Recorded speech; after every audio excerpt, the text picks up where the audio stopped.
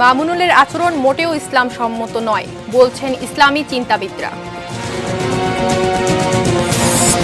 ভাস্কর্য বিতর্কেও মাঠে নেই আওয়ামী লীগের তরুণ নেতারা। ভাস্কর্য বিরোধী বক্তব্যে সহযোগিতা, খালেদা জিয়া সহ ৬ জনের বিরুদ্ধে মামলা।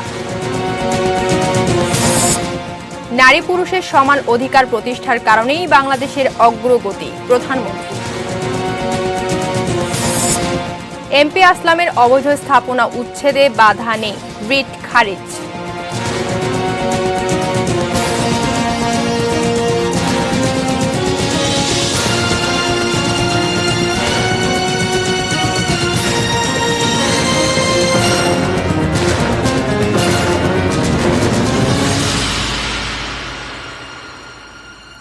এটি নিউজ দেখছেন, রাত ৮টা নিউজ আওয়ারের সঙ্গে আছি আমি মিহসাবিন মুনিয়া। শিরোনামগুলো শুনছিলেন। VSL angle channel HB VSL Bikrampur steel limited. এবারে বিস্তারিত। শুরুতেই ভাস্কর্য বিতর্ক।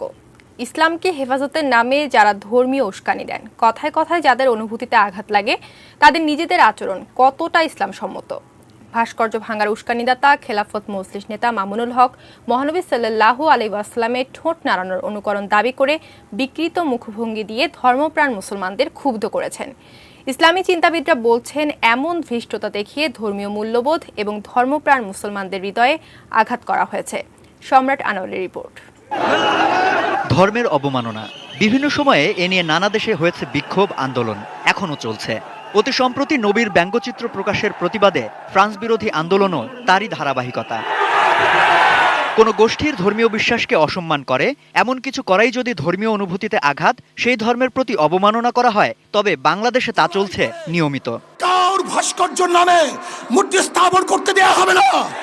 তীব্র বিশ্বাস নিয়েই এমন বিশাল জমায়েত, ব্যাপক উপস্থিতি, আর ধর্মের দোহাই দিয়ে তাদের ভুল পথে চালিত করতে কোমল মনের সাম্প্রদায়িকতার বিষ বৃক্ষরোপণে সচেষ্ট সুযোগ সন্ধানীরা। ধর্ম ব্যবসায়ীদের হাত থেকে রক্ষা পাননি ইসলামের শেষ নবী ও রাসূল হযরত মুহাম্মদ সাল্লাল্লাহু আলাইহি ওয়াসাল্লামও।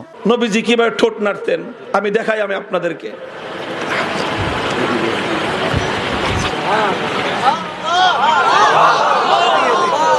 ইসলামী চিন্তাবিদরা বলছেন, মামুনুলের এমন কর্মকাণ্ড মহানবীর প্রতি চূড়ান্ত অসম্মান এবং নিশ্চিতভাবেই ধর্ম অবমাননা। এটা চরম দৃষ্টতা এবং চরমভাবে ধর্মীয় মূল্যবোধে আঘাত করা, এটা রাসূল সাল্লাল্লাহু আলাইহি ওয়াসাল্লামের অবমাননা। অবশ্যই এটা ধর্মীয় অবমাননা। ওনারা ধর্ম খুব ভালো করে বিশ্লেষণ করতে পারে, কিন্তু সেই বিশ্লেষণী শক্তিটা তারা একটা নির্দিষ্ট জায়গায় ব্যবহার করার চেষ্টা করছে। সেটা হচ্ছে রাজনীতিতে তারা ফায়দা লুটার জন্য ধর্মটাকে ব্যবহার করছে। শান্তির ধর্মে যেখানে ফিতনা, ঘৃণা, মিথ্যার স্থানই নেই, সেখানে ধর্মের ধ্বজাধারীদের শরীরী ভাষায় ছিটকে বেরোচ্ছে অহংকার, বিদ্বেষ। এমন সুযোগ সন্ধানীদের ব্যাপারে সতর্ক থাকার আহ্বান ইসলামী চিন্তাবিদদের। আর এই তথাকথিত আল্লামার মোল্লারা, এরা ইসলামের ধারক বাহক নয়, এরা ইসলাম প্র্যাকটিস করেন না। তাদের বক্তৃতার সময় যে বডি ল্যাঙ্গুয়েজ, যে উদ্ধত্তপূর্ণ কথাবার্তা, মানুষকে অসম্মান করে, এগুলা তো মুসলমান কেন, আমার তো মনে হয় কোনো মানুষই করতে পারে না। বাবুনগরীদের দেখানো, মমিনুল হকদের দেখানো ইসলাম, এটাকে মনে করি ইসলাম, তাহলে আমরা মারাত্মক ভুল করব। সম্রাট আনোয়ার, এটিএন নিউজ, ঢাকা। বঙ্গবন্ধুর ভাস্কর্য নিয়ে সাম্প্রদায়িক গোষ্ঠী বিরোধিতার পর রাজপথে আওয়ামী লীগের প্রতিবাদ জানাতে সময় লেগেছে ২২ দিন। দলে এত এত তরুণ নেতা, মন্ত্রী, এমপি, অথচ জাতির জনকের অবমাননার পরও দু একজন ছাড়া অনেকটা নির্লিপ্তই থেকেছেন বাকিরা, যেন গা বাঁচিয়ে চলা। আরো জানাচ্ছেন মহসিন কবির। বঙ্গবন্ধুর ভাস্কর্য নিয়ে উগ্র ধর্মান্ধ গোষ্ঠীর বিরোধিতা শুরু থেকে চুপ ছিল আওয়ামী লীগ। কুষ্টিয়ায় ভাস্কর্য ভাঙচুরের ঘটনার পর রোববার প্রথম রাজপথে নামে দলটির সহযোগী সংগঠনগুলো। এসব কর্মসূচিতে সংসদ সদস্যদের মধ্যে শুধুমাত্র দেখা মেলে নিক্সন চৌধুরীর। যেখানেই এই মৌলবাদ পাবো, সেখানেই আমরা এর তাদের প্রতিহত করব। সারা বাংলাদেশে এই মৌলবাদী শক্তিকে এই বাংলাদেশ থেকে বিতাড়িত করব। বঙ্গবন্ধুর ভাস্কর্যের বিরোধিতাকারীদের বিরুদ্ধে প্রথম কড়া প্রতিবাদ জানিয়েছিলেন শিক্ষা উপমন্ত্রী মহিবুল হাসান চৌধুরী নওফেল। চট্টগ্রামে মাওলানা মামুনুলকে প্রতিহতে মাঠেও নেমেছিল আওয়ামী লীগ নেতাকর্মীরা। তবে ঢাকার রাজপথে নামতে তার দলের নেতাকর্মীদের সময় লেগেছে 22 দিন। বাংলাদেশ আওয়ামী লীগ ঘাড়ে হাত রেখে বন্ধুত্ব করতে জানে, বেশি বাড়াবাড়ি করলে ঘাড় মটকে দিতেও জানে। বঙ্গবন্ধুর এই বাংলাদেশে তারই ভাস্কর্য ভাঙচুর সাম্প্রদায়িক অপশক্তির এত বড় ধৃষ্টতা, কিন্তু দুই একজন ছাড়া তরুণ এমপিদের প্রতিবাদ কোথায়? এটা কি ধর্মান্ধ গোষ্ঠীর ভয়? দুর্বলতার কোনো প্রশ্নই আসে না। এটা রাষ্ট্র তার আইনগত পদক্ষেপ তাদের বিরুদ্ধে নেবে। আমরা শুধু আওয়ামী লীগ সহ দলীয় অঙ্গ সংগঠনে যারা আছে এরা রাস্তায় এটার প্রতিবাদ জানিয়েছে, শান্তিপূর্ণ প্রতিবাদ জানিয়েছে। আমাদের দলীয় প্রধান থেকে এই ধরনের নির্দেশনা ছিল যে শান্তিপূর্ণ বিক্ষোভ সমাবেশ। না, আমরা কিন্তু আমাদের এলাকাতে অবস্থান করে কিন্তু আমরা একটি শান্তিপূর্ণ যেন অবস্থান থাকে সেভাবে কিন্তু আমরা প্রথম থেকেই কিন্তু সোচ্চার ছিলাম, এবং ঢাকা কেন্দ্রিক যারা কেন্দ্রীয় নেতৃবৃন্দ আছে তারা বলেছেন যদি পরিস্থিতি তারা এমন সৃষ্টি করে যে এই শান্তিপূর্ণ বিক্ষোভ সমাবেশে তাদেরকে শান্ত করা যাচ্ছে না, তাহলে আওয়ামী লীগ জানে যে সমস্ত যুদ্ধ অপরাধের ভূত কিভাবে ছাড়াতে হয় সেই ব্যবস্থা আওয়ামী লীগের জানা আছে। গত মাসেই আওয়ামী লীগের বেশ কয়েকটি সহযোগী সংগঠনের পূর্ণাঙ্গ কমিটি ঘোষণা হয়েছে। শুধুমাত্র যুবলীগেই ছিল 2000-এর বেশি পদ প্রত্যাশী। অন্য সংগঠনগুলোতেও একই অবস্থা। বঙ্গবন্ধুর আদর্শিক দলের নেতা হতে যেখানে এত প্রতিযোগিতা, সেখানে তার অবমাননার প্রতিবাদে কেন এই দুর্দশা? একটি প্রশ্নবদ্ধ জায়গা থেকেই গেছে যে আমরা প্রথম থেকেই কেন সোচ্চার হলাম না, আমরা প্রথম থেকেই কেন আমরা রাজপথে নামলাম না। কিন্তু অনেক সময় আমরা কিন্তু চিন্তা করতে হয় সেই প্রতিবাদ করতে গিয়ে আবার উগ্রপন্থীদের যেন আমরা সুযোগ না করে দেই যে তারা আরও বেশি করে এটাকে ইস্যু ভিত্তিক নিয়ে তারা এটাকে ক্যাশ ইন করবে। আমরা নিজেরা কোনো উত্তেজনামূলক পরিবেশ সৃষ্টি করতে চাই না। মহসিন কবির, এটিএন নিউজ, ঢাকা। ভাস্কর্য বিরোধী বক্তব্যে সহযোগিতার অভিযোগে বিএনপি চেয়ারপারসন খালেদা জিয়া ও তার ছেলে তারেক রহমান সহ 6 জনের বিরুদ্ধে মামলা দায়ের করা হয়েছে। আজ ঢাকা মেট্রোপলিটন ম্যাজিস্ট্রেট সত্যব্রত শিকদারের আদালতে এই মামলা করেন জননেত্রী পরিষদের সভাপতি এবি সিদ্দিকী। আদালত বাদীর জবানবন্দি গ্রহণ করে এ বিষয়ে আগামীকাল আদেশ দেবেন বলে জানান। মামলার আর্জিতে খালেদা জিয়া ছাড়াও বিএনপির senior vice chairman Tarek Rahman, বিএনপির মহাসচিব মির্জা ফখরুল ইসলাম আলমগীর, হেফাজতে ইসলামের আমির জুনায়েদ বাবুনগরী, বাংলাদেশ খেলাফত মজলিসের নেতা মোহাম্মদ মামুনুল হক এবং ইসলামী শাসনতন্ত্র আন্দোলনের নেতা সৈয়দ ফয়জুল করিমের নামও রয়েছে।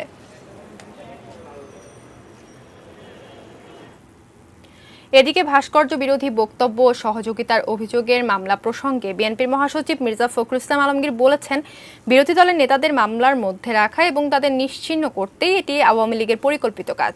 বুধবার বিকেলে ঠাকুরগাঁওয়ে কালীবাড়ির নিজ বাসভবনে সাংবাদিকদের প্রশ্নের জবাবে তিনি আরও বলেন, সরকার মিথ্যা মামলা দিয়ে রাজনৈতিক ফায়দা লুটে ক্ষমতায় টিকে থাকতে চায়। যখন জনগণের সম্মুখীন তারা হতে পারে না, যখন গণতন্ত্রকে তারা ভয় পায়, যখন অবাধ সুষ্ঠু নির্বাচন করতে ভয় পায়, তখন এই মামলা মোকদ্দমা দিয়ে তারা রাজনীতি করতে চায়, ক্ষমতায় টিকে থাকতে চায়।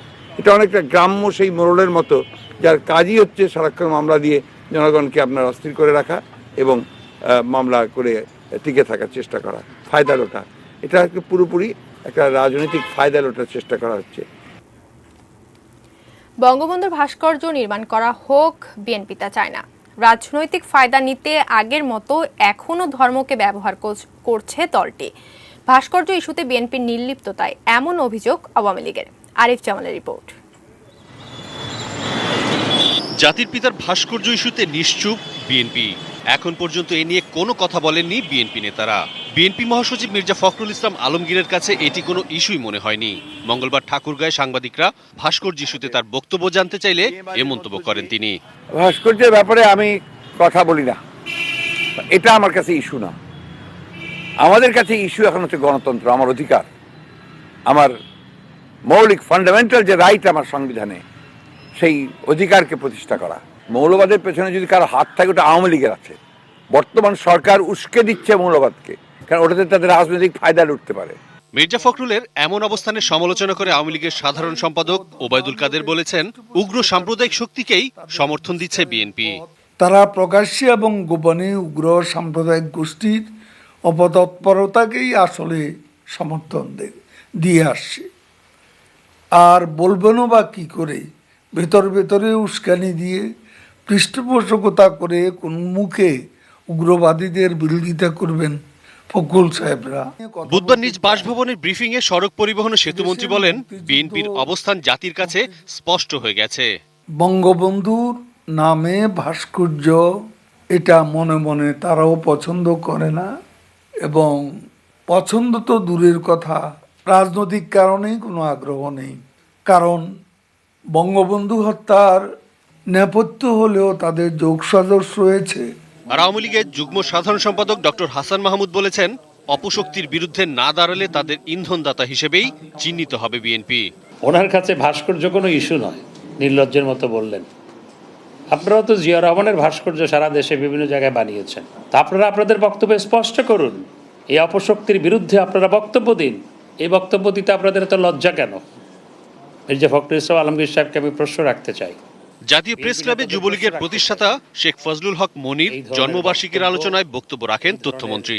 বিশৃঙ্খলা সৃষ্টির অপচেষ্টা কোনোভাবেই বরদাস্ত করব না। Arif Jamal, ATN news, Dhaka. উগ্র মোল্লাদের সঙ্গে আলাপ আলোচনার কোনো যৌক্তিকতা নেই বলে মন্তব্য করেছেন আওয়ামী লীগের যুগ্ম সাধারণ সম্পাদক মাহবুবুল আলম হানিফ। বুধবার বিকেলে কুষ্টিয়া যুবলীগ আয়োজিত সংবর্ধনা সভায় সাংবাদিকদের তিনি এ কথা বলেন।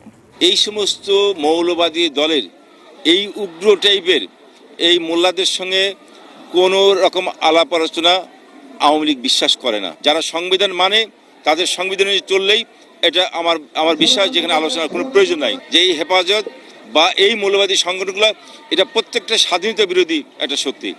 যারা নেতৃত্বে আসে হয় তারা স্বাধীনতা যুদ্ধের সময় রাজাকার ছিল অথবা রাজাকার পরিবারের সন্তান। বঙ্গবন্ধুর ভাস্কর্য ভাঙ্গার প্রতিবাদে উত্তাল রাজপথ। এ ঘটনা দ্রুত বিচারের দাবিতে রাজধানীতে বিক্ষোভ করেছেন চিকিৎসক, সাংবাদিক ও কৃষিবিদ সহ বিভিন্ন শ্রেণী পেশার মানুষ। তাদের অনেকেই বঙ্গবন্ধুকে দেখেননি, তারপরও তার প্রতি ভক্তি ভালোবাসার কমতি নেই কারো। চিকিৎসা সেবায় যে স্বপ্নের বীজ বুনে গেছেন শেখ মুজিবুর রহমান, তা বাস্তবায়নেই তৎপর তারা। কেউ বঙ্গবন্ধু মেডিকেল বিশ্ববিদ্যালয়ের চিকিৎসক, শিক্ষক, নার্স, কেউ বা কর্মকর্তা কর্মচারী। জাতির জনকের ভাস্কর্য ভাঙচুরের প্রতিবাদে নেমে এসেছেন রাজপথে। জমায়েত হন রাজধানীর শাহবাগে জাতীয় জাদুঘরের সামনে। বঙ্গবন্ধুর ভাস্কর্য ভাঙার মধ্য দিয়ে প্রতিক্রিয়াশীল গোষ্ঠী দেশের স্বাধীনতা সার্বভৌমত্বে আঘাত করেছে এ অভিমত তাদের। যেখানে দেশ স্বাধীনতার 50 বছর পূর্তি করতে যাচ্ছে, সেখানে দেখা যাচ্ছে যে তারা এখনো পর্যন্ত স্বাধীনতা এবং সার্বভৌমত্বকে তারা স্বীকার করে না, আমাদের জাতীয় সংগীতকে স্বীকার করে না, আমাদের মানচিত্রকে তারা স্বীকার করে না। আপনাদের সকলকে একসাথে সোচ্চার হতে হবে যাতে এই চক্রান্তকারীরা কোনোভাবে সফল না হয়, এবং আমি মনে করি কোনোভাবে তারা সফল হবে না। চিকিৎসকদের মতোই কৃষিবিদরা সামিল খামার বাড়িতে। বঙ্গবন্ধুর ভাস্কর্যে আঘাত ক্ষতবিক্ষত করেছে তাদের হৃদয়, তাই মানববন্ধন থেকে প্রতিবাদ। কৃষিবিদরা বলেন, বিশ্ব দরবারে বাংলাদেশকে বিতর্কিত করতে কিছু গোষ্ঠী দেশে অরাজকতার সৃষ্টি করছে, তাদের প্রতিহত করার ডাক দেন তারা। এদেরকে আর বাড়তে দেওয়া যায় না। যে কোনো কিছুর বিনিময়ে আমরা প্রয়োজনে আমরা রাজপথে নেমে এদেরকে প্রতিহত করব। ফুঁসে উঠেছেন রাষ্ট্রের চতুর্থ স্তম্ভ বলা হয় যাদের, সেই গণমাধ্যম কর্মীরাও। জাতীয় প্রেস ক্লাবের সামনে সমবেত হয়ে তাদের এই প্রতিবাদ। বঙ্গবন্ধুর ভাস্কর্যে আঘাত এনে ত্রাস সৃষ্টির পায়তারা করা হচ্ছে বলেই মনে করছেন তারা। এই রাষ্ট্রের যে অসাম্প্রদায়িক চরিত্র, ধর্মনিরপেক্ষ চরিত্র, বিজ্ঞান মনস্ক যে ভাবনা, তাকেই আসলে আক্রমণ করা হয়েছে। পৃথিবীর সর্ববৃহৎ মুসলিম রাষ্ট্র হিসেবে ইন্দোনেশিয়ার দিকে তাকাই, তার প্রতি পরতে পরতে মুসলিম নেতাদের ভাস্কর্য আছে। সেখানে যারা অন্য ধর্মাবলম্বী তাদের পূজা অর্চনার জন্য ভাস্কর্য আছে, এবং নানা রঙের ভাস্কর্য ভরপুর ইন্দোনেশিয়াতে। একে আজাদ, এটিএন নিউজ, ঢাকা। বেগম রোকেয়া দিবসে প্রধানমন্ত্রী শেখ হাসিনা বলেছেন, সমাজে নারী পুরুষের সমান অধিকার প্রতিষ্ঠা করা গেছে বলেই বাংলাদেশের অগ্রগতি সম্ভব হয়েছে। সকালে বেগম রোকেয়া পদক 2020 প্রদান অনুষ্ঠানে এ মন্তব্য করেন তিনি। এবছর বেগম রোকেয়া পদক দেয়া হয়েছে 5 বিশিষ্ট নারীকে। রেজওয়ান ফয়েজের রিপোর্ট। বেগম রোকেয়া সাখাওয়াত হোসেন বাংলার নারী জাগরণের স্বপ্নদ্রষ্টা। সমাজে নারী পুরুষ সমান মর্যাদা এবং অধিকার নিয়ে বাঁচবে, সারা জীবন সেই স্বপ্ন পূরণে কাজ করে গেছেন তিনি। এ প্রসঙ্গে 9 ডিসেম্বর সেই মহিষী নারীর জন্মদিন। দিনটি রোকেয়া দিবস হিসেবে পালিত হয়ে আসছে। এ উপলক্ষে মহিলা ও শিশু বিষয়ক মন্ত্রণালয়ের উদ্যোগে বেগম রোকেয়া পদক প্রদান করা হয়। করোনাকালে এবারের অনুষ্ঠানের প্রধান অতিথি প্রধানমন্ত্রী শেখ হাসিনা যোগ দিয়েছিলেন গণভবন থেকে ভিডিও কনফারেন্সিং এর মাধ্যমে। এবার বেগম রোকেয়া পদক 2020 দেয়া হয়েছে 5 বিশিষ্ট নারীকে। নারী শিক্ষায় বেগম রোকেয়া পদক পেয়েছেন চট্টগ্রাম বিশ্ববিদ্যালয়ের উপাচার্য প্রফেসর ডক্টর শিরিন আক্তার। পেশাগত উন্নয়নের মাধ্যমে নারীর ক্ষমতায়নে এবছর বেগম রোকেয়া পদক পেয়েছেন brigadier general doctor Nazma Begum. আর নারীর আর্থসামাজিক উন্নয়নে মঞ্জুলিকা চাকমাকে দেয়া হয়েছে এই সম্মাননা। সাহিত্য ও সংস্কৃতির মাধ্যমে নারী জাগরণে বীর মুক্তিযোদ্ধা বেগম মুস্তারি শফিকে দেয়া হয়েছে বেগম রোকেয়া পদক এবং নারী অধিকারে অবদানের ক্ষেত্রে বীর মুক্তিযোদ্ধা ফরিদা আক্তার পেয়েছেন এই সম্মাননা। প্রধানমন্ত্রী এ সময় নারীর সমান অধিকার প্রতিষ্ঠায় তার সরকারের নেয়া নানা উদ্যোগের কথা তুলে ধরে বললেন, বাংলাদেশে নারীর ক্ষমতায়নে অনেকটাই অগ্রগতি হয়েছে। আমরা শিক্ষার উপরে যেমন গুরুত্ব দিয়েছি, সেই সাথে সাথে মেয়েদের কর্মসংস্থান আমরা যেমন জয়িতা ফাউন্ডেশন করেছি এবং বিভিন্ন তথ্য সেখানে বিভিন্ন বাড়িতে বাড়িতে যে মেয়েদের কাছ থেকে আমাদের তথ্য সংগ্রহ করা এবং তাদের অসুবিধাগুলি দূর করা, সেই ব্যবস্থা নেওয়া হয়। মেয়েদের সব ধরনের সুযোগ সুবিধা দেওয়ার জন্য আমরা ব্যাপকভাবে কাজ করে যাচ্ছি, চেষ্টা করে যাচ্ছি। বাংলাদেশের এখন পর্যন্ত যা অগ্রগতি, সেটা নারী পুরুষের সমান অধিকার প্রতিষ্ঠা করা সম্ভব হয়েছে বলেই মন্তব্য করলেন তিনি। আমাদের এই উদ্যোগের ফলে আজকে বাংলাদেশ যে এগিয়ে যাচ্ছে সারা বিশ্বের কাছে, অর্থনৈতিকভাবে অগ্রগতি হচ্ছে, দারিদ্র্য বিমোচন হচ্ছে। আমরা এই সমাজে যেহেতু আমরা নারী পুরুষ সকলের সমান অধিকার নিয়ে তারা তাদের কাজ করতে পারে, সেই সুযোগটা সৃষ্টি করেছি বলেই কিন্তু বাংলাদেশ এগিয়ে যাচ্ছে। এ সময় নারীদের কর্মমুখী নানা প্রশিক্ষণে আরো জোর দেবার তাগিদ দিয়েছেন শেখ হাসিনা। আর মেয়েদের প্রশিক্ষণের যে ব্যবস্থাটা আমরা নিয়েছি, আমি মনে করি মহিলা বিষয়ক মন্ত্রণালয় এ ব্যাপারে আরো উদ্যোগ নেবে। আধুনিক প্রযুক্তি।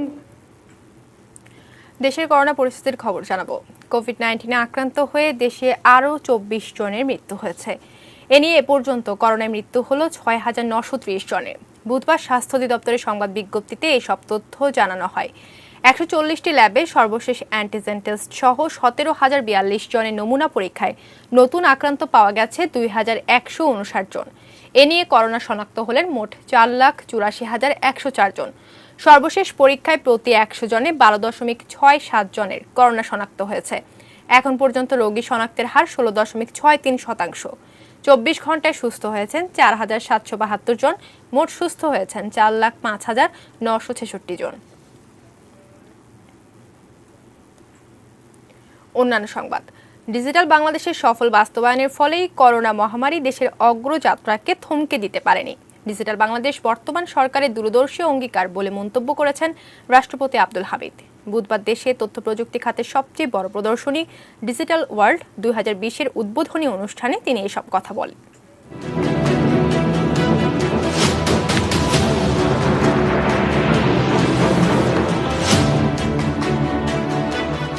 DW 2020 নামের মোবাইল অ্যাপ্লিকেশনটি প্লে স্টোর কিংবা অ্যাপ স্টোর থেকে ইনস্টল করে নিয়ে নিবন্ধন করলেই আপনি পৌঁছে যাবেন ডিজিটাল ওয়ার্ল্ডের ভার্চুয়াল দুনিয়ায়।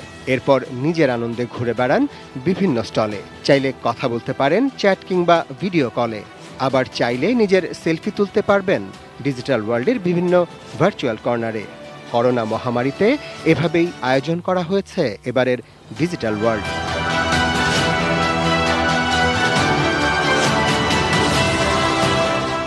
আমি ডিজিটাল ওয়ার্ল্ড এর শুভ উদ্বোধন ঘোষণা করছি। সকালে বাংলাদেশ ফিল্ম আর্কাইভ মিলনায়তনে ভিডিও বার্তার মাধ্যমে এই ভার্চুয়াল আয়োজনের উদ্বোধন করেন রাষ্ট্রপতি আব্দুল হামিদ। তিনি বলেন, ডিজিটাল বাংলাদেশ বাস্তবায়নের সুফল মানুষ এখন ঘরে বসেই পাচ্ছেন। তথ্য প্রযুক্তির সর্বোত্তম ব্যবহারের মাধ্যমে ডিজিটাল বাংলাদেশ বিনির্মাণের অভিযাত্রায় সরকারের বিভিন্ন উন্নয়নমূলক কর্মসূচির বাস্তবায়ন ডিজিটাল বাংলাদেশের ভিতকে আরও শক্তিশালী করেছে। রাষ্ট্রপ্রধান বলেন, মহামারীর মধ্যেও টেলিমেডিসিন, ই কমার্স, অনলাইন শিক্ষা, ভার্চুয়াল কোর্ট কঠিন সময়ে জীবনযাত্রাকে অনেকটাই সহজ করে দিয়েছে। করোনা মহামারী আমাদের উন্নয়ন ও অগ্রগতির ধারাকে সাময়িকভাবে বাধাগ্রস্ত করলেও থামিয়ে দিতে পারেনি।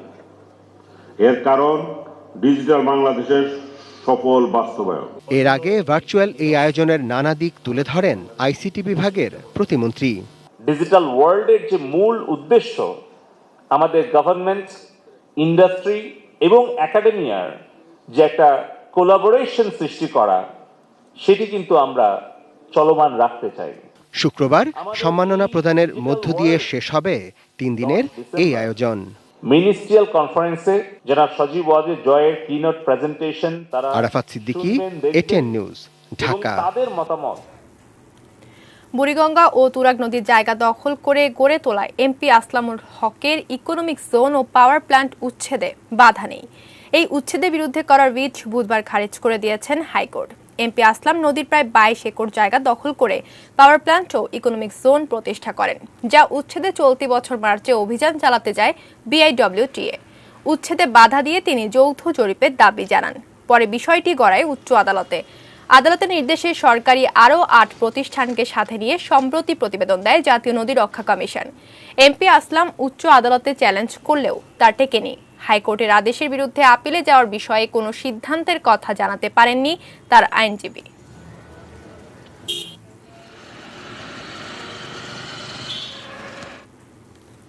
সময় হলো 22টি বিরতি নেয়ার। বিরতির পর যা থাকছে।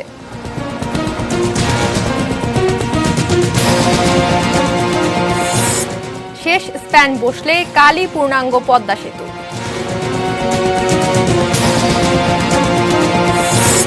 পোস্ট অফিসের মাধ্যমে বিদেশে পাচার হচ্ছে ইয়াবা।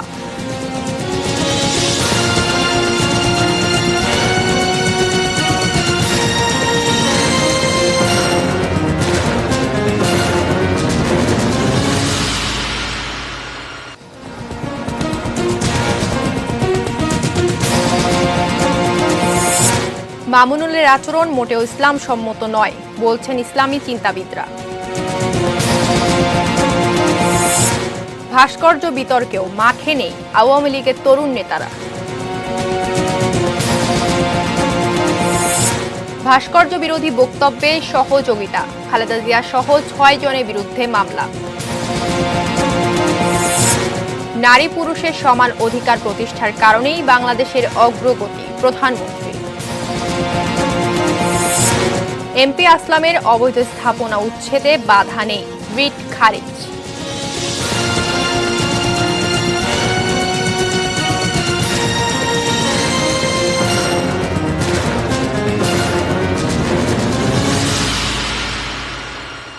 আবারও আমন্ত্রণ জানাচ্ছি 8টা নিউজ আওয়ারে। ধন্যবাদ সঙ্গে থাকার জন্য।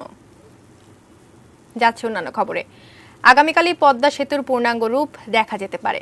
কাল সুবিধাজনক কোনো সময়ে 12 ও 13 নম্বর খুঁটিতে শেষ স্প্যানটি বসলেই 6.15 কিলোমিটার সেতুর পুরোটা নদীর উপর প্রতিষ্ঠিত হবে। সবশেষ স্প্যানটি স্থাপনের মাধ্যমে পদ্মার 2 পার মাওয়া ও জাজিরা যুক্ত হয়ে যাবে। তবে প্রকল্প সংশ্লিষ্টরা জানিয়েছেন, ঘন কুয়াশার কারণে সবশেষ স্প্যান খুঁটিতে বসানোর কাজ কঠিন হয়ে উঠতে পারে। এজন্য আজ স্প্যানটি খুঁটির কাছে নিয়ে রাখা হয়েছে, যাতে আগামীকাল সহজেই তা তোলা যায়। পদ্মা সেতুর সবশেষ অর্থাৎ 41 নম্বর স্প্যানটি বসবে মুন্সিগঞ্জের মাওয়া প্রান্তে। এরপর সড়ক ও রেলের স্ল্যাব বসানো সম্পন্ন হলে যানবাহন ও ট্রেন চলাচল করতে পারবে। আগামী বছর ডিসেম্বরে সেতুটি চালু করার ঘোষণা দিয়েছে সরকার। হযরত শাহজালাল আন্তর্জাতিক বিমানবন্দরে নির্মাণাধীন 3য় টার্মিনালের মাটির নিচ থেকে 250 পাউন্ড ওজনের একটি বোমা উদ্ধার করা হয়েছে। নির্মাণ কাজের মাটি খোঁড়ার সময় এই বোমাটি উদ্ধার করা হয়। বুধবার সকাল 8:30টার দিকে শ্রমিকেরা বিশাল আকারের বোমাটি দেখতে পান। বিমানবন্দর কর্তৃপক্ষ জানিয়েছে, বোমাটি অনেক আগের, যা মাটির 10 ফিট নিচে ছিল। বোমাটি বিমান বাহিনীর কাছে হস্তান্তর করা হয়েছে। দুপুরে বিমান বাহিনীর বোম ডিসপোজাল ইউনিট বোমাটি ময়মনসিংহের রসুলপুর রেঞ্জে নিয়ে যায়।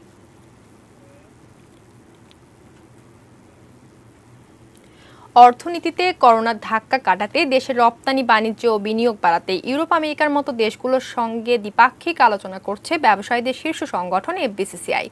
এই উদ্দেশ্যে বুধবার ফিনিশ চেম্বার অব কমার্স ফিনচ্যামের উদ্যোগে ফিনল্যান্ড ও বাংলাদেশের বাণিজ্য সম্ভাবনা বিষয়ে আলোচনা হয়। 2020-21 অর্থ বছরে জুলাইয়ের পর থেকে করোনার ধকল কাটিয়ে আবারও ইতিবাচক ধারায় ফিরেছে পণ্য রপ্তানি। ইপিবির তথ্য অনুযায়ী গত মাসেই $308 কোটি পণ্য রপ্তানি করে বাংলাদেশ, যা গত বছরের একই সময়ের চেয়ে বেশি। করোনার প্রথম ধাক্কার পর ধীরে ধীরে সব স্বাভাবিক হলে নিউ নর্মাল ইকোনমির কৌশলে যায় বাংলাদেশ। দ্বিপাক্ষিক বাণিজ্য ও বিনিয়োগ বাড়াতে ইউরোপের দেশগুলোর সাথেও কূটনৈতিক তৎপরতা বাড়ায় ব্যবসায়িক সংগঠনগুলো। লিকুইডিটিটা ক্যাশ যেন মেইনটেইন হয়। এবং বুধবার ফিনল্যান্ডের সাথে বাণিজ্য বিষয়ক আলোচনায় বসে এফবিসিসিআই ও বড় ব্র্যান্ডগুলো। জিএসপি সুবিধা থাকলেও ফিনল্যান্ডের সাথে বাংলাদেশের বাণিজ্য মাত্র $24 কোটি বছরে। তাই আগামীতে এই বাণিজ্য আরো বাড়াতে চায় Bangladesh. Bangladesh can be a lucrative investment destination for Finnish investors. Most of the Bangladeshi exports to Finland also have their potential. Value chain ইনিশিয়েটিভের মাধ্যমে কৃষি ও উৎপাদন খাতে ফিনল্যান্ডের প্রযুক্তি দক্ষতা আন্তর্জাতিক বাজারে বাংলাদেশের প্রতিযোগিতার সক্ষমতা আরো বাড়াবে। তাই ফিনল্যান্ড ও ইউরোপের দেশগুলোর বিভিন্ন উৎপাদন প্রতিষ্ঠানকে বাংলাদেশের ইকোনমিক জোনের শিল্প কারখানায় বিনিয়োগের আহ্বান জানায় এফবিসিসিআই। WTO অনুযায়ী যে রেগুলেশন অনুযায়ী যেগুলো ছিল ওই জায়গা থেকে অনেকেই এখন, শুধু তারা না, আমরা আরো 7টা দেশের সাথে ইতিমধ্যে এফবিসিসিআই ক্লাব কনফারেন্স করি। প্রতিটা দেশের থেকে আমরা আশ্বাস পেয়েছি যে তারা যে বিগত সময় যেভাবে ব্যবসা করে আসছিল সেই জায়গা থেকে সরে আসার সম্ভাবনা আমরা দেখছি। এবং আমরা যেটা বলছি যে তোমাদের যে ইকুইপমেন্ট মেশিনারি আসে সেগুলো তুমি আমার এখানে যদি ওয়ার্কশপের মাধ্যমে হলো, মনে করেন আপনি স্কেল আপ করতে পারছেন না, শুধু ইম্পোর্ট যারা করে, ডিস্ট্রিবিউটর যারা, এজেন্ট যারা, they have made good business, so now they should invest আমাদের দেশে। Ahmed Rabbi Tanim, ATN news, Dhaka. করোনার এই মহামারীর সময়েও দুর্নীতি হচ্ছে বলে মন্তব্য করেছেন দুর্নীতি দমন কমিশন দুদক চেয়ারম্যান ইকবাল মাহমুদ। তিনি বলেছেন, করোনার ক্ষতি পুষিয়ে উঠতে হলে দুর্নীতি প্রতিরোধ করতে হবে। আন্তর্জাতিক দুর্নীতি প্রতিরোধ দিবসের ভার্চুয়াল আলোচনায় এসব কথা বলেন তিনি। 2003 সালে 9 ডিসেম্বরকে আন্তর্জাতিক দুর্নীতি বিরোধী দিবস ঘোষণা করে জাতিসংঘ। United Nations Convention Against Corruption UNCAC সদস্য রাষ্ট্র হিসাবে দুর্নীতি দমন কমিশন দুদক 2007 সাল থেকে দিবসটি পালন শুরু করে। করোনার কারণে এবারের সব আয়োজনে ছিল ভার্চুয়ালি। সকালে দুদকের তেমনি এক আয়োজনে অংশ নেন দুদক চেয়ারম্যান। তিনি বলেন, দুর্নীতি প্রতিরোধ করতে না পারলে দেশের টেকসই উন্নয়ন সম্ভব নয়। এই করোনার সময়ও কতিপয় অসাধু ব্যক্তি তারা দুর্নীতি করেছে এবং এই অনুযায়ী সেটা অনুসন্ধান করতে পেরেছি আমরা, অনুসন্ধান করে মামলাও করেছি আমরা। তাই মহা বিপদের মধ্যেও কিন্তু দুর্নীতি হচ্ছে। এই যে কোভিডের কারণে আমরা যা হারিয়েছি, সামাজিক এবং অর্থনৈতিকভাবে যে ক্ষতির সম্মুখীন হয়েছি, সেই ক্ষতি আমরা যদি পুষিয়ে নিতে চাই তাহলে আমরা আজকে শপথ নিতে হবে, আমরা যে যার দায়িত্বে সততা নিষ্ঠার সঙ্গে দায়িত্ব পালন করব। দিবসটি উপলক্ষে রাজধানীর সেগুনবাগিচায় দুদকের প্রধান কার্যালয়ের সামনে মানববন্ধন করা হয়। দুদক বিটে কর্মরত সাংবাদিকদের সংগঠন রিপোর্টার্স এগেইনস্ট করাপশন র্যাকের এ কর্মসূচিতে প্রধান অতিথির বক্তব্যে দুদক সচিব বলেন, দেশের উন্নয়ন ব্যাহত করছে দুর্নীতি। প্রযুক্তিকে ব্যবহার করে আমরা দুর্নীতিকে রোধ করতে পারি। যদি আমরা সিস্টেম চেঞ্জ না করি তাহলে দুর্নীতিকে কিন্তু কমানো সম্ভব না। আমাদের দেশে আপনারা জানেন ইতিমধ্যেই অনেকগুলো ক্ষেত্রে দুর্নীতি রোধ করা সম্ভব হয়েছে এই প্রযুক্তির ব্যবহারের মাধ্যমে। দুর্নীতি প্রতিহত করা না গেলে আগামী প্রজন্ম সঠিকভাবে গড়ে উঠবে না বলে মন্তব্য তার। তাহিদ সৌরভ, ATN নিউজ, ঢাকা। পর্যাপ্ত নজরদারি না থাকায় পোস্ট অফিসের মাধ্যমে হচ্ছে ইয়াবার চোরাচালান। ডাকযোগে দেশের গণ্ডি পেরিয়ে ইউরোপ, আমেরিকা ইয়াবা পাচারের তথ্য পেয়েছে পুলিশ। পার্সেল যোগে দেশের বাইরে ইয়াবা পাচারের ঘটনায় 4 মাদক বিক্রেতাকেও গ্রেফতার করেছে খিলগাঁও থানা পুলিশ। তাদের জিজ্ঞাসাবাদে বেরিয়ে আসে ইয়াবা পাচারের অভিনব এই তথ্য। সাব্বির হোসেন জানাচ্ছেন বিস্তারিত। এত কিছুর পরও থেমে নেই ইয়াবার চোরাচালান। এবার অভিনব কৌশলে পোস্ট অফিসের মাধ্যমে ইয়াবা পাঠানো হচ্ছিল দেশের বাইরে। বিশেষ উপায়ে তৈরি করা হচ্ছে ইয়াবা ভর্তি প্যান্ট। এই প্যান্ট তৈরির সঙ্গে যারা জড়িত তারাও মাদক কারবারি। গত 6 ডিসেম্বর ইয়াবার এই চালানটি নিউ ইয়র্কে পাঠানোর উদ্দেশ্যে জিপিওতে জমা দেওয়া হয়। পরে এই ঘটনায় গ্রেপ্তার 4 জন বিষয়টি স্বীকার করেন। দেখা যায় 2টি জিন্স প্যান্টের কোমরের ফাঁকা জায়গায় এবং পায়ের সেলাইয়ের ফাঁকা জায়গায় পলিথিন দিয়ে অভিনব পন্থায় প্যাকিং করা 2040 পিস ইয়াবা।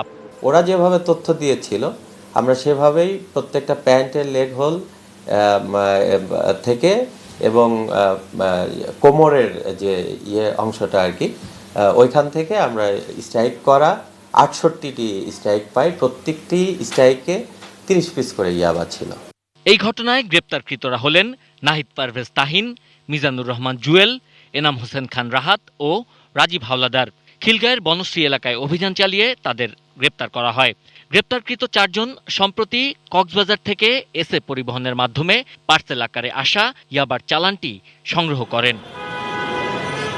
গুলিস্তানের ডাক বিভাগের অফিসে গিয়ে দেখা যায় এখানে পার্সেলের নামে কি পাঠানো হচ্ছে তা তদারকির জন্য নেই তেমন কোনো স্ক্রিনিং ব্যবস্থা। আপনাদের এখানে যাচাই বাছাই করার কোনো ধরনের মেশিনারিজ বা কোনো কিছু নাই, কোনো সিস্টেম নাই? না, আমাদের তো কোনো মেশিন দিয়ে কেন এটা মেশিন দিয়ে দিতাম, এখানে এটা কি আছে না আছে সব বাড়িয়ে দিত। গেল 9 নভেম্বর নিউ ইয়র্কের একই ঠিকানায় আরও একটি ইয়াবার চালান পাঠিয়েছিল গ্রেপ্তারকৃতরা, কিন্তু পার্সেলটি রিসিভারের হাতে পৌঁছেছে কিনা তা নিশ্চিত হতে পারেনি পুলিশ। গ্রেপ্তারকৃত আসামিদের 10 দিনের রিমান্ড আবেদন করে আদালতে পাঠানো হয়েছে। Sabbir Ahmed, ATN news, Dhaka. Social ইসলামী ব্যাংক লিমিটেড বাণিজ্য সংবাদ।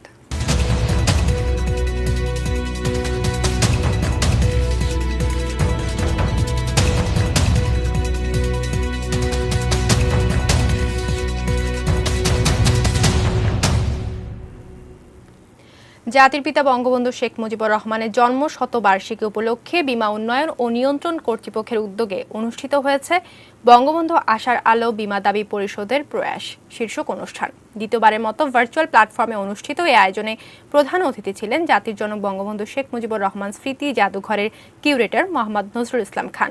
বীমা উন্নয়ন ও নিয়ন্ত্রণ কর্তৃপক্ষের চেয়ারম্যান ডক্টর এম মোশাররফ হোসেনের সভাপতিত্বে বিশেষ অতিথি ছিলেন বাংলাদেশ ইন্স্যুরেন্স অ্যাসোসিয়েশনের প্রেসিডেন্ট শেখ কবির হোসেন ও বাংলাদেশ ইন্স্যুরেন্স ফোরামের প্রেসিডেন্ট ও পপুলার লাইফ ইন্স্যুরেন্স কোম্পানি লিমিটেডের ব্যবস্থাপনা পরিচালক ও সিইও বিএম ইউসুফ আলী।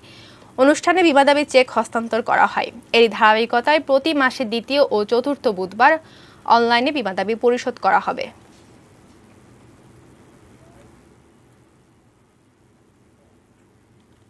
আধুনিক ব্যাংকিং সেবা নিয়ে টাঙ্গাইলে কার্যক্রম শুরু করেছে এনআরবিসি কমার্শিয়াল ব্যাংক লিমিটেড। শহরের সবুর খান টাওয়ারে বুধবার দুপুরে এ কার্যক্রমের উদ্বোধন করেন জেলা পরিষদের চেয়ারম্যান ফজলুর রহমান খান ফারুক ও সদর আসনের সংসদ সদস্য সানোয়ার হোসেন। ব্যাংকের চেয়ারম্যান এস এম পারভেজ তমাল, সদর উপজেলা পরিষদের চেয়ারম্যান শাহজাহান আনসারি ও পৌরসভার মেয়র জামিলুর রহমান মিলন সহ ঊর্ধ্বতন কর্মকর্তারাও এতে অংশ নেন। এনআরবিসি ব্যাংক সবসময় সর্বাধুনিক প্রযুক্তিভিত্তিক সেবা দিয়ে আসছে বলে জানান কর্মকর্তা।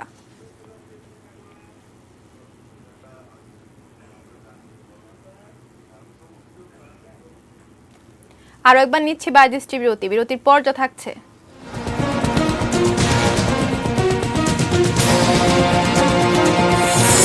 শ্বাসকষ্ট নিয়ে হাসপাতালে পশ্চিমবঙ্গের সাবেক মুখ্যমন্ত্রী বুদ্ধদেব ভট্টাচার্য। মুমিনুলের আঙ্গুলে সফল অস্ত্রোপচার।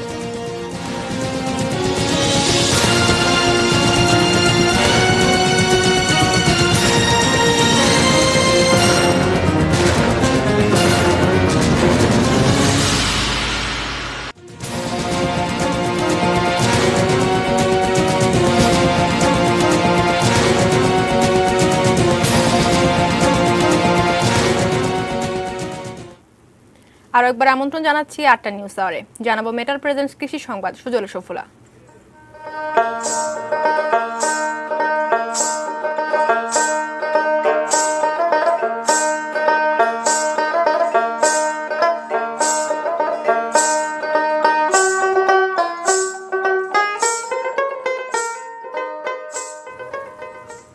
ভোলা দিন দিন বাড়ছে ব্ল্যাকবেরি জাতের তরমুজের চাষ।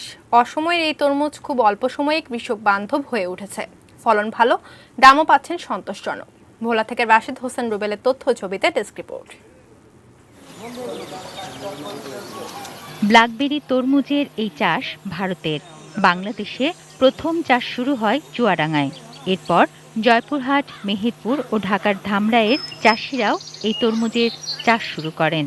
এটি ব্ল্যাকবেরি নামে পরিচিত হলেও স্থানীয়ভাবে অনেকেই বলেন বেবি তরমুজ। গতানুগতিক ফসলে লাভ না পেয়ে ভোলার কৃষকরা যখন দিশেহারা, তখন জেলা কৃষি বিভাগের পরামর্শে তারা শুরু করেন ব্ল্যাকবেরির চাষ।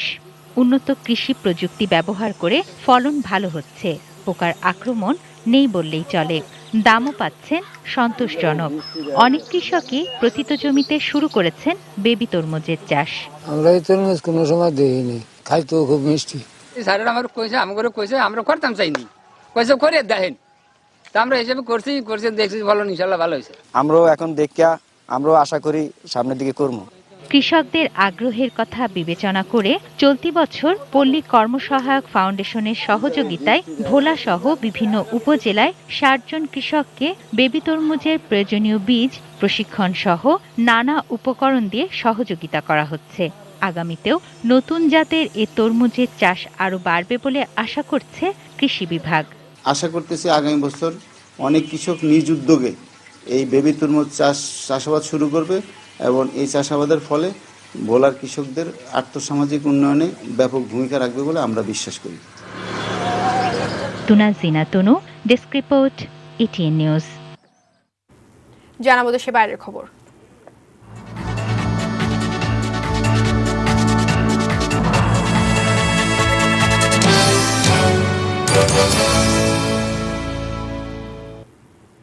শ্বাসকষ্টজনিত সমস্যা নিয়ে হাসপাতালে ভর্তি হয়েছেন ভারতের পশ্চিমবঙ্গের সাবেক মুখ্যমন্ত্রী বুদ্ধদেব ভট্টাচার্য। তার অবস্থা সংকটজনক। পরিবারের পক্ষ থেকে বলা হয়েছে, দীর্ঘদিন ধরেই শ্বাসকষ্টে ভুগছিলেন বুদ্ধদেব ভট্টাচার্য। তবে বুধবার শ্বাসকষ্ট বেড়ে যাওয়ায় দক্ষিণ কলকাতার একটি বেসরকারি হাসপাতালে তাকে ভর্তি করা হয়েছে। পরে হাসপাতাল কর্তৃপক্ষ জানায়, সংজ্ঞাহীন অবস্থায় হাসপাতালে আনা হয়েছে বুদ্ধদেব ভট্টাচার্যকে। প্রাথমিক চিকিৎসার পর এই সিপিএম নেতাকে ক্রিটিক্যাল কেয়ার ইউনিটে ভর্তি করা হয়েছে। তাকে রাখা হয়েছে বাইপ্যাপ সাপোর্টে। চিকিৎসকরা জানিয়েছেন, বুদ্ধদেব ভট্টাচার্যের নিউমোনিয়া রয়েছে, তবে তার করোনা পরীক্ষার রিপোর্ট নেগেটিভ এসেছে। রক্তচাপ ও হৃদস্পন্দন স্থিতিশীল রয়েছে। অবস্থা গুরুতর হলে তিনি চিকিৎসায় সাড়া দিচ্ছেন। বর্ষিয়ান এই রাজনীতিবিদের সুস্থতা কামনা করেছেন রাজ্যের বর্তমান মুখ্যমন্ত্রী মমতা বন্দ্যোপাধ্যায়। গাড়িও, যদিও তার চিকিৎসায় তৈরি হওয়া মেডিকেল বোর্ডের সদস্য ডাক্তারদের এবং পরিবারের লোকের সম্মতির প্রয়োজন ছিল। দুপুরে দু তরফের প্রয়োজনীয় ক্লেমন স্পোর্টস নিউজ।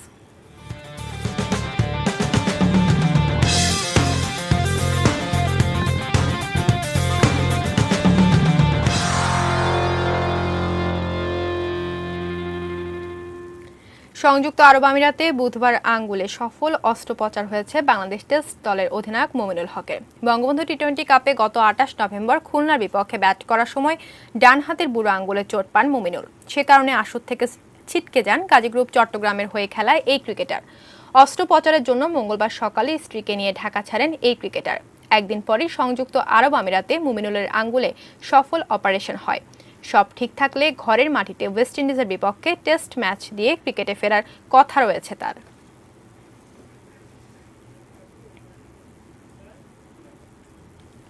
শেষ করব রাত ৮টা নিউজ আওয়ার, তবে তার আগে এক নজরে সংবাদ শিরোনামগুলো জানিয়ে দেব আরো একবার। মামুনুলের আচরণ মোটেও ইসলাম সম্মত নয়, বলছেন ইসলামী চিন্তাবিদরা।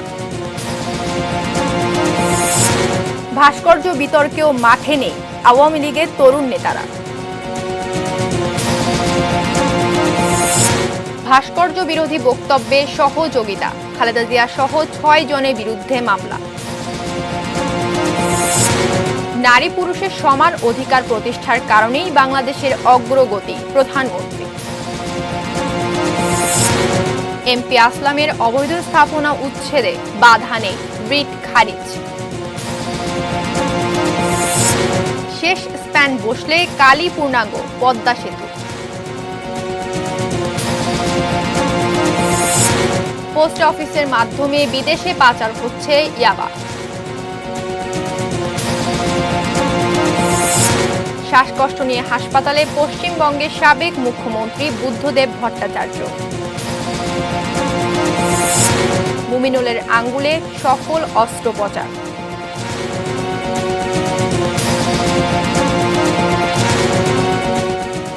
এই ছিল রাত 8টার নিউজ আওয়ার। সঙ্গেই থাকুন, দেখতে থাকুন এটি নিউজ। এটি নিউজের ব্রেকিং নিউজ মোবাইলে পেতে টাইপ করুন START স্পেস 10 এবং পাঠিয়ে দিন 595 এই নম্বরে। ধন্যবাদ সবাইকে।